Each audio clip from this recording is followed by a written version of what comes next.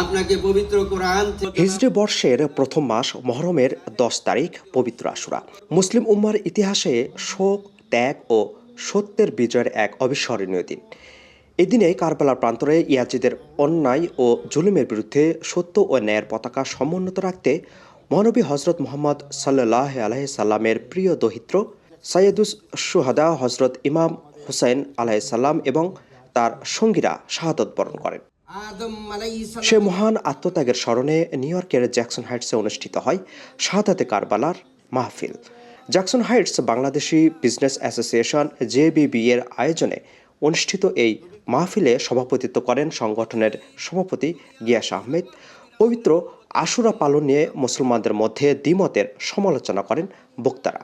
যে ইয়াজিদি সুন্নি আছে এবং হুসেনি সুন্নি আছে, আমরা কিন্তু হুসেনি সুন্নি, আমরা ইয়াজিদি সুন্নি নয়।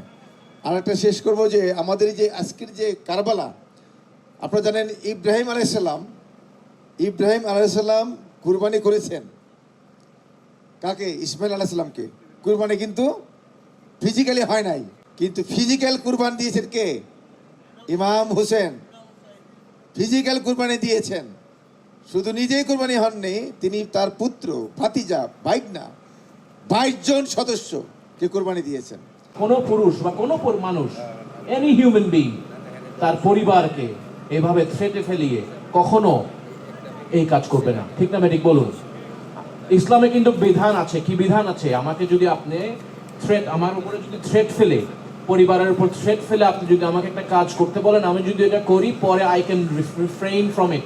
আমি বলতে পারবো আল্লাহ রাব্বুল আলামিন থেকে এই বিধান আছে শরীয়তে। আমি বলতে পারবো যে আমাকে হুমকির মাধ্যমে আমাকে দিয়ে এই কাজ করানো হয়েছে, বাট উনি এই কাজ করেন নাই।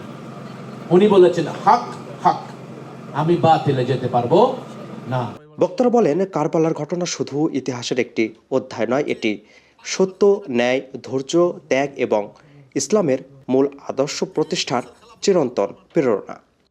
এবং আজকে আহলে বাইতের যারা আমরা ভালোবাসি, সুন্নতের রাসূল যারা আমরা ভালোবাসি, তারা সবাই জানে যে আশুরার ব্যাপারটা কি, তারা অনেকেই বলে গিয়েছেন 10ই মহরম। আমি সময় নষ্ট করব না।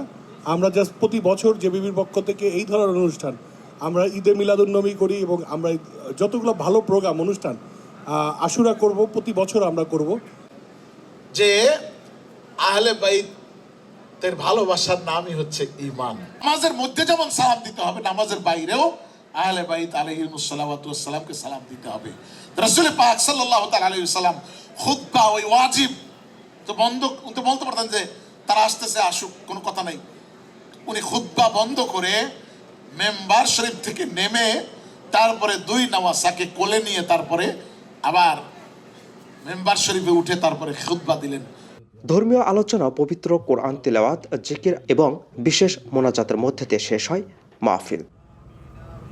এ সময় কারবালার শহীদদের রুহের মাগফিরাত কামনার পাশাপাশি বিশ্ব মুসলিম উম্মার শান্তি, ঐক্য, সমৃদ্ধি এবং মানবজাতির কল্যাণ কামনা করা হয়।